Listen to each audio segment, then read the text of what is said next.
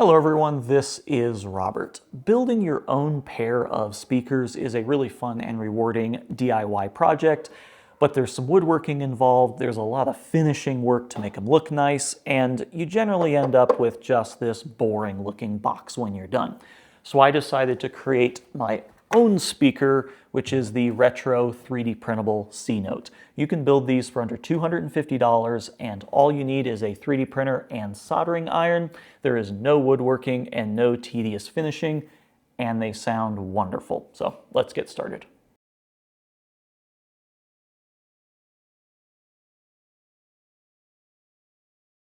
I needed another pair of speakers for my study, and based on how good my last pair of speakers turned out, I thought it'd be nice to build another set and use a kit.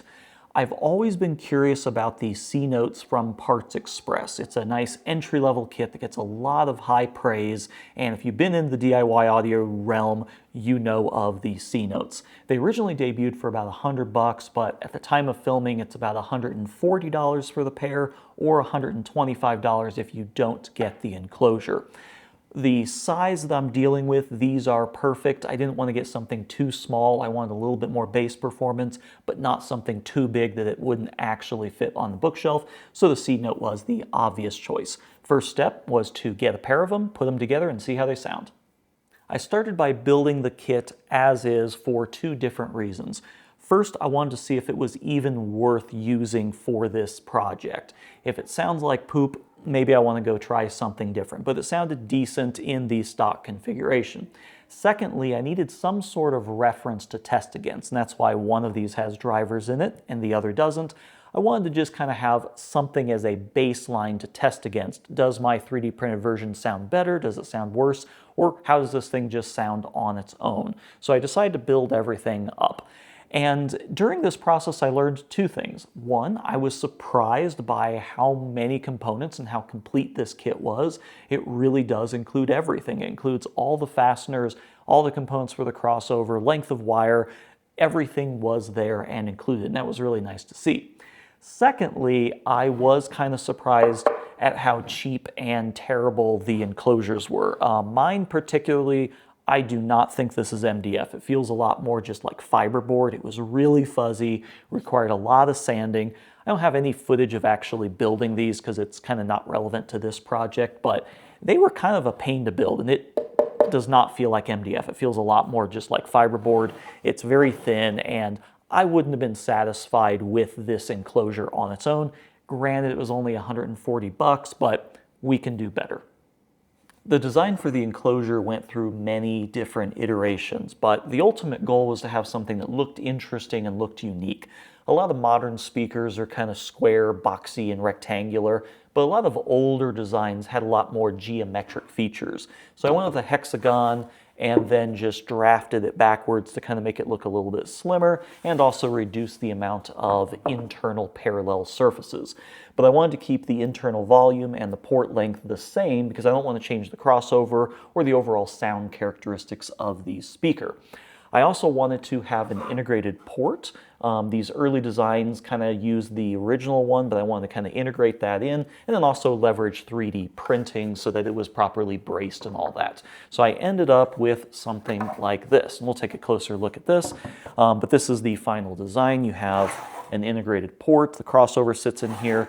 The goal was to have this printed as one singular piece, so it just prints up like that. You add in a baffle, and I also wanted the ability to add in a speaker grill. For a lot of these kits or custom designs, they don't really have a grill, so it ends up looking a little bit unfinished, but I wanted to give this an option to have a grill. Throughout the design process, I wanted to make sure that the changes I was making were actually sonic improvements. So I used a calibrated microphone and Room EQ Wizard to take measurements and see how those changes impacted them sonically versus the reference standard, which is the original kit. Thankfully, this thing is really boomy and boxy sounding just due to the really thin cabinet. So the 3D printed versions just sound a lot better in general. They measure pretty similarly, but these sound a lot less boxy. I tried a lot of different things, and you can see on this one, it's lined with this kind of Dynamat material. It's like sound deadening foam type stuff. Use this a lot in car audio to kind of deaden things up, and it really didn't make that much of a difference. I measured it before and after. What I found was the geometry of the design made the biggest impact overall. I also did a lot of research on YouTube for other channels that do 3D printed speakers, and ultimately found that PLA is a very good material for this. And if you design everything properly, non-parallel surfaces, a lot of bracing and ribbing and stuff like that, you can actually get down to not that many walls and relatively low infill. I have all the print settings on the Makerworld model that I have shared, but you can get this down to where it really doesn't use that much filament. We don't need to print at 100% because it really just isn't that beneficial. So for the final model, I got the whole enclosure down to about 1.4 kilograms worth of material, and this is a relatively large speaker. So between the pair of them, you can use less than 3 spools of filament, and you don't have to use anything exotic or crazy. So now that the design is figured out, let's get these things printed and built. For each speaker, you need to print 3 separate files. You've got the baffle, the grill, and the main enclosure. The enclosure is obviously the biggest one. It's going to take about 1.5 days, and between the 2 of them, it's going to be about 3 kilograms worth of material. All of these files and print profiles can be found on the Makerworld link down below. You're going to need a relatively large printer. I used a Bamboo H2S, but you're going to need something that has at least 315 by 275 by 250 millimeter build volume. So a Bamboo H series, a Prusa XL, some of the larger Cheedy printers should work, but just make sure you have that build volume. For the enclosure, I'm using Bamboo Marble PLA Red Granite, which I very recently learned is the exact same as Elegoo Marble Brick Red. They're the exact same filament. Anything with a texture is going to be really good on the enclosure itself. So carbon fiber filaments, marble filaments, anything with speckles or textures is going to be great. For the baffles, you want the most rigid material that you have.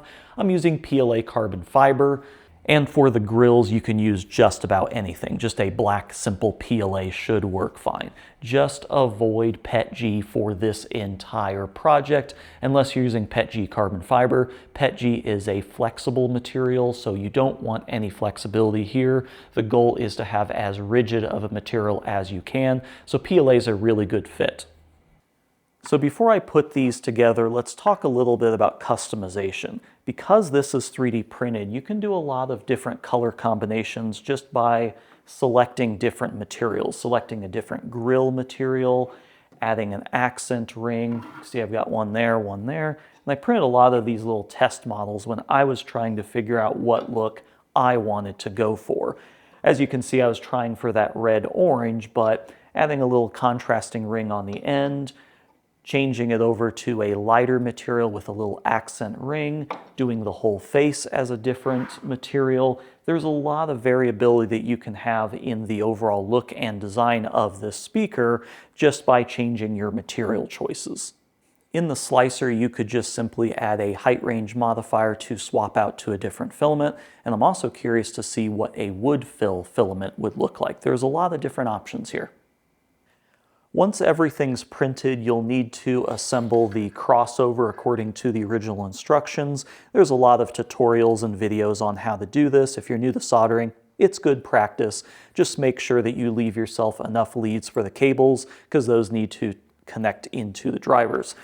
The prints have a couple supports. The baffle has one around here. Since it prints facing down for aesthetic reasons, you'll need to remove that.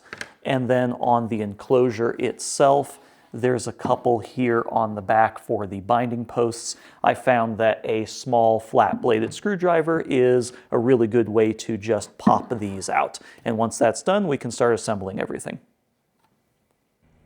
I'm going to start by installing the binding posts. These should just press into place. Just make sure that everything lines up and press them in.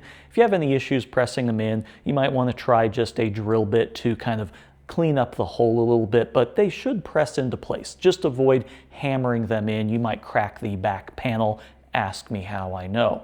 Once those are in place, you can just flip it around and install a washer first and then the nut and just kind of hand tighten those. The positive and negative don't really matter. It's just up to your preference. You can just stay consistent between the left and the right speaker and make sure that you connect the right terminal into the crossover. Once you get the binding post secured, we can attach it to the crossover.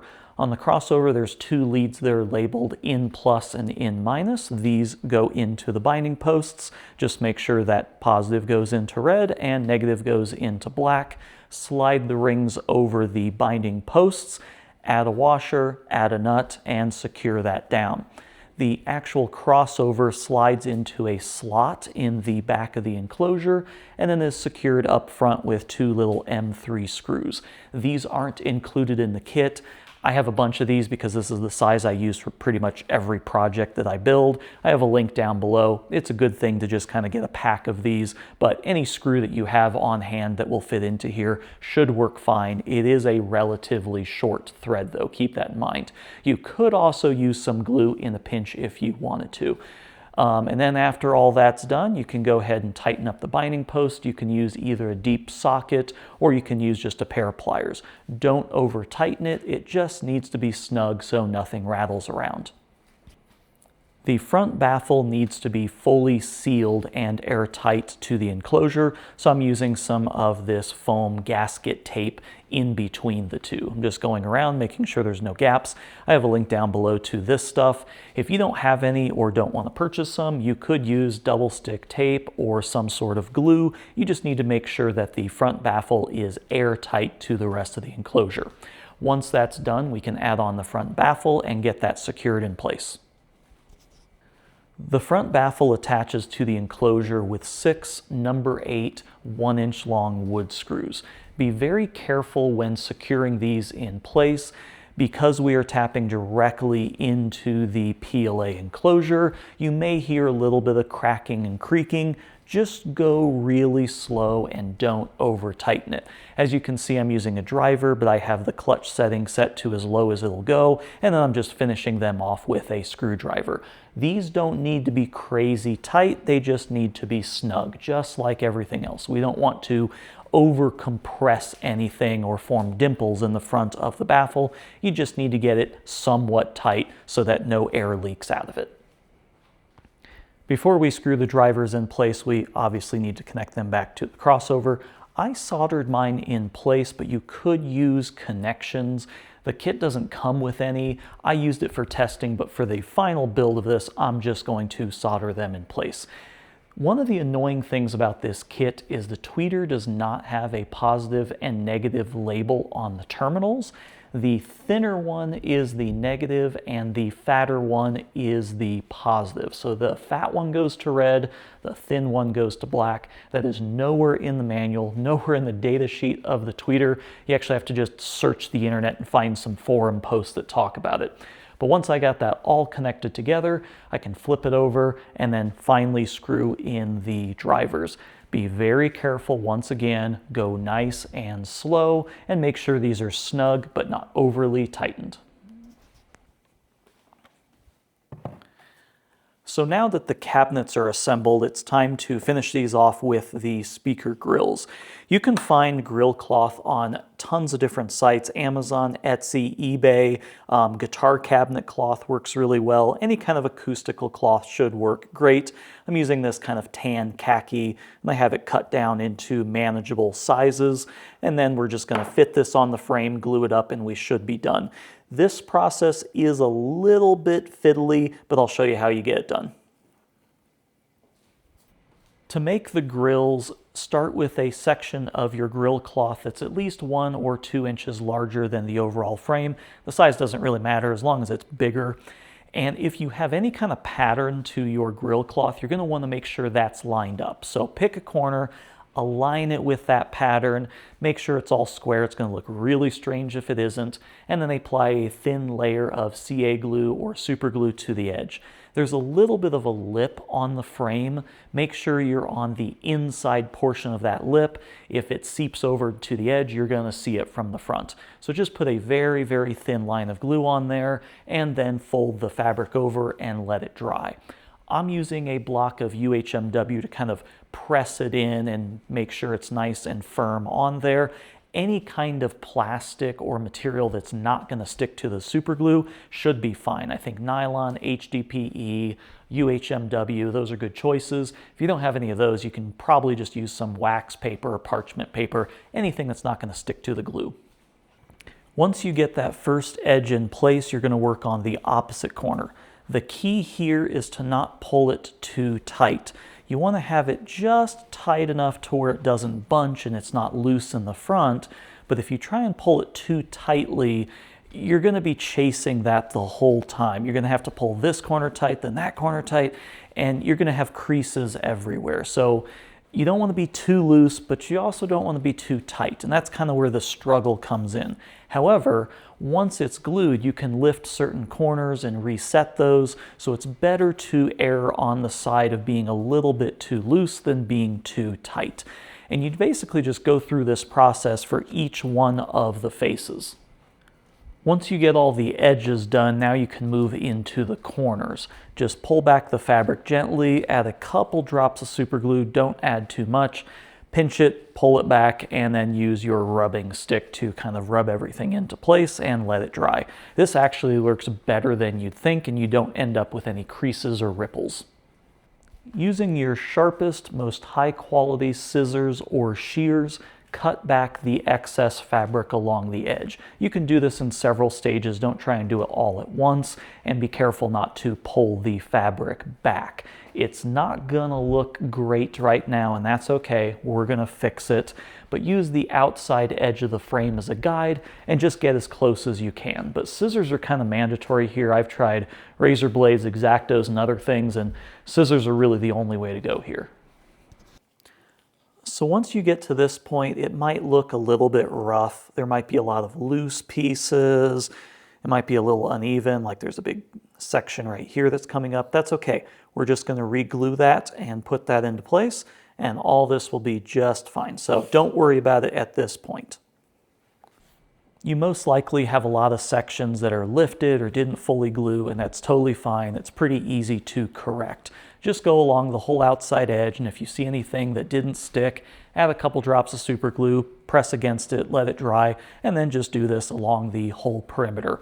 You can also use a pair of scissors or some snips to remove any more excess material. And if you have any loose spots or wrinkles, you can just lift up that side and pull it. It's a bit of an iterative process and it takes a little bit of patience, but you're almost done.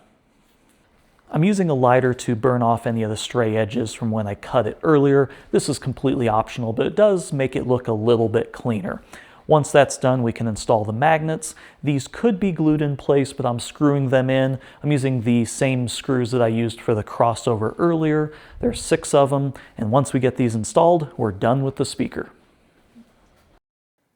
So now that the speakers are finally done, all that's left to do is play some music. So I almost forgot, but when you place this speaker on a surface, it's going to be tilted back about 8 degrees. And you can adjust this with this little dovetail that's on the back. I've included a few different files that you can use to adjust that little tilt. The smallest one is going to go from 8 degrees down to 5 degrees. If you install the middle one, that is going to give you 2.5 degrees worth of tilt, and then the last and longest one is going to bring you back up to 0. So this front baffle is going to be perpendicular with your surface. And depending on your application and how you're installing this, you might want more or less tilt. If your ear level is directly at the speaker, you might want to install the longest one and have no tilt.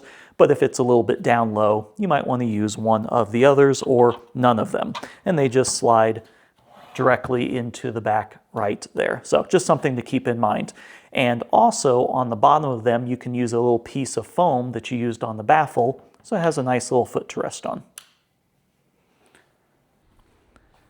I'll be the first to admit that there's no good way to judge the sound quality of these speakers through a YouTube video that I'm recording with my microphone and you're playing back on your speakers.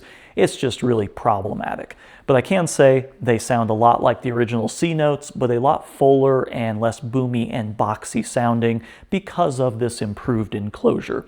There is a lot of videos online that talk about the C notes and their sound quality and what they sound like. So if you want to do your own research, check out like DIYaudio.com, the DIY subreddit, and many other places. But I'll leave you a couple copyright-free clips so you can get an idea what they sound like recorded through my microphone and then played back on your computer.